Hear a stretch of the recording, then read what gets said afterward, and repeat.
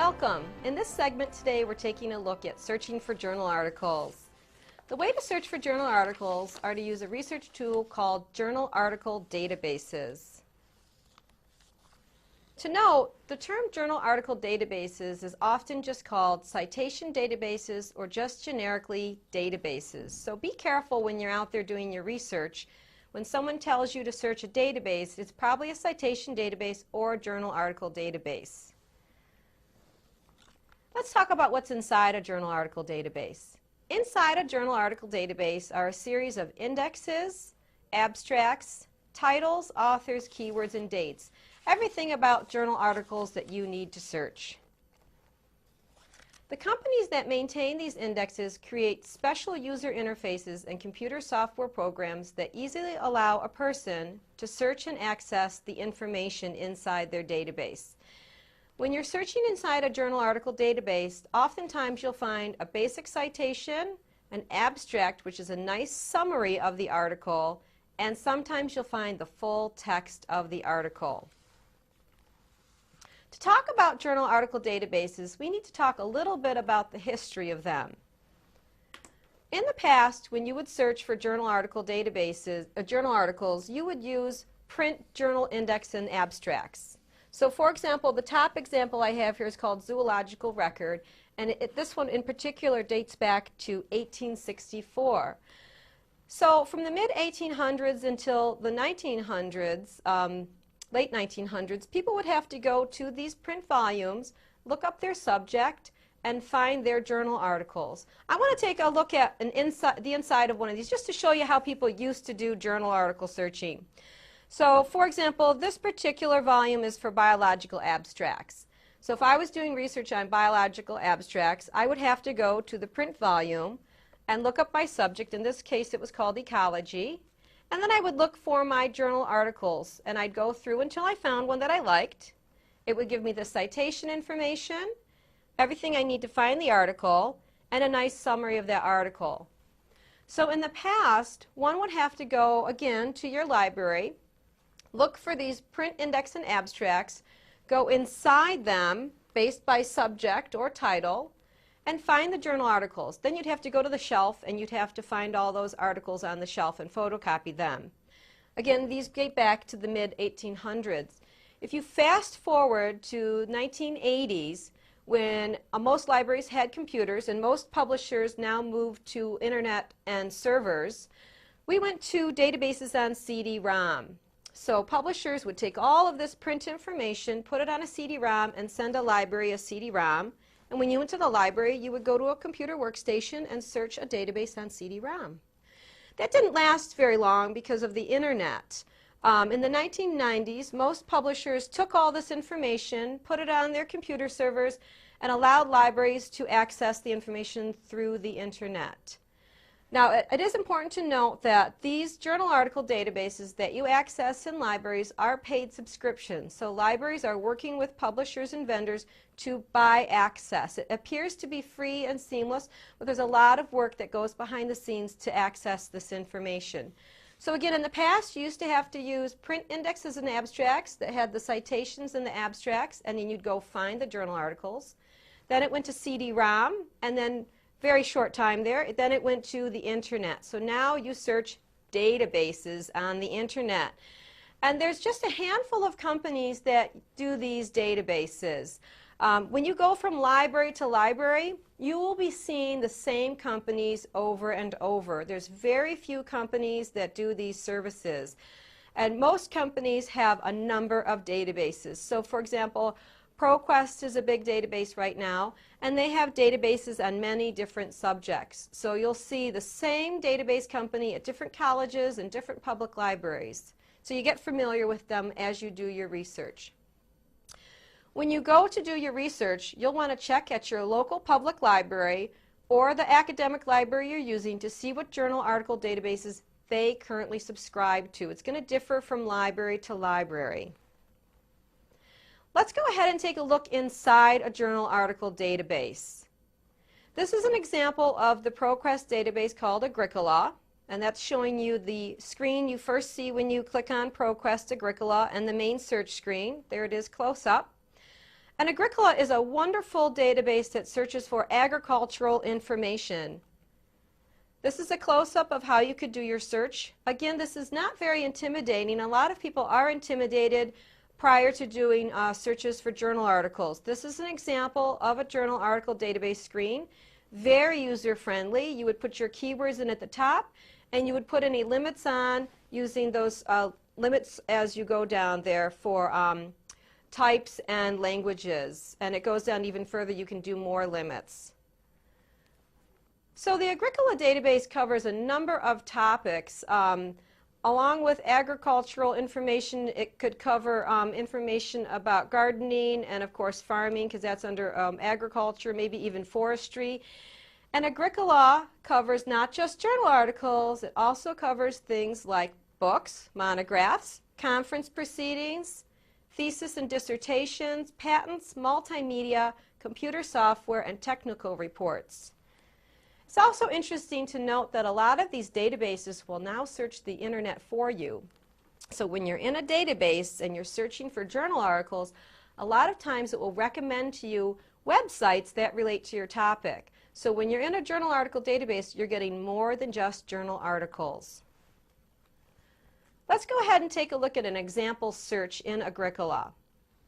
In this example search, I searched for organic farming. So all I did was type in my keywords in quotes because organic farming is a phrase. What you might want to do too before you use a database is look for a help button to see if there's some search tips. That was one of the search tips this database had. You'll see that after I do my search, it lists out my results. I can change the order of my results. Right now it's putting them in a relevancy rank, but I could switch the order to a date order if I wanted to look at the newest first maybe. And then as I'm working through my search, you're going to want to put some limits on. A lot of times when people do journal article database searches and you get thousands of hits, you think that you did a good search, but that's really too many to look at. So after you do your journal article search, you're going to want to use the limits in your database to narrow your search. So for example, if you were just looking for peer-reviewed journal articles, look to see if your database has an option to just limit to peer-reviewed journals. There's a close-up here of what that option looks like. It's just a little button here, and it says peer-reviewed. And if I clicked on that, it would take that number down to a much smaller number, and it would just be peer-reviewed journal articles. Also, when you're doing your database searching, you're going to want to look for suggestions for other subjects. So my topic was organic farming, but the database is looking at all of my search results and giving me back the top keywords. So I could jot those down and search them later, or I could click on those and it will actually launch into a search for me. Another tip that you could use when you're searching your database is to resort and narrow your search results by the options your database has. In this case, I can click on articles to just limit to articles because Agricola and many other databases search more than just journal articles. I could also limit by date or by language. Again, your goal is to take your keyword, put it into your database, see if your database has your keyword in there, and then use those limits and those options to manipulate the data to get a manageable number of search results. So again, when you're using your database, you're going to read the help to get any search tips, put in your keywords to make sure your database has items on your topic, and then use those limits and sort options to get it down to a comfortable number. Also, a really neat feature that some databases have is the cite option. So if I'm looking at a particular item, there's a button that says Cite, and I can click on Cite, and it will actually give me an example of how my item I'm looking at could be cited, so that I could take that citation and highlight it, copy and paste it, and put it into my bibliography to use in my paper or to use as a footnote. Let's go ahead and look at another database right now called Scopus. Scopus is the world's largest abstract and citation database with over 33 million records. Here's an example of the Scopus interface. And again, I'm going to do a search for organic farming. And there's a look at how the search results look in Scopus. Scopus is done by a different company than ProQuest, so the search screen is looking different and the results screen is looking different, but it's pretty much the same information. It's going to give you citation information. It should have a link to an abstract if available, and you're always going to want to look to see if there's a link to full text. Most databases will have on either side of your search results some kind of option to limit. So you'll see here there is the column there where you can limit. So you could limit by date or by language, and you can get that result list down. One of the neat things about the Scopus database is it tells you how many times an article has been cited. So for example, if I'm looking at a list of results from the Scopus database, there's a column that tells me how many times that particular article has been cited. So I've done my search for organic farming. I got this great list of results. And then I can see, wow, people are using this article. They're citing it a lot. You can tell by the column there that says how many times it's been cited. I can then click on that option for the articles how many times it's been cited, and then I can look at those articles. So even if you find just a couple results in a database, you can use that one citation to branch off and find other journal articles. You could use something like Scopus, where you can look at the articles that are citing that article. Or another great idea is when you find that one journal article that really works for you, to look at the bibliography at the end of that journal article. And then you can look at those journal articles and find those to continue your research. So again, you don't need to find thousands of results in these databases. You just need to find a handful that really connect to your topic, and you can go from there. Here's just some overall tips about using journal article databases. Again, you're going to want to ask at your local library what journal article databases or what citation databases they subscribe you.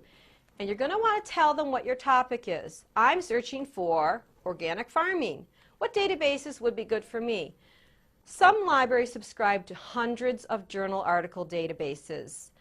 Sometimes it's easier to ask at the reference desk to have them suggest for you the best databases. Again, most libraries subscribe to multiple databases, and you can get lost searching those databases. So it's best to ask for help. You're going to want to search more than one database. Each company and each database searches a different pool of literature and a different pool of publications. So you're going to want to search more than one, especially if the first one you searched you didn't find any results or it just wasn't working for you. You can move on and try another database. A couple more tips. Remember to resort your search results and use the limits that are available to you. You can really narrow your search results down after you do your search. Another tip is to ask if your library has remote access to their journal article databases and citation databases. When you're in your library doing your research, a lot of times you want to do your research from home. Maybe you have a printer at home, your thumb drive is at home. Most libraries will allow you to access the databases from home. It's a very simple setup. Usually it's setting up a remote access code. So be sure to ask at your local library after you use their databases, can I use these at home? So thanks for joining me today. I hope you learned something, and we'll see you next time.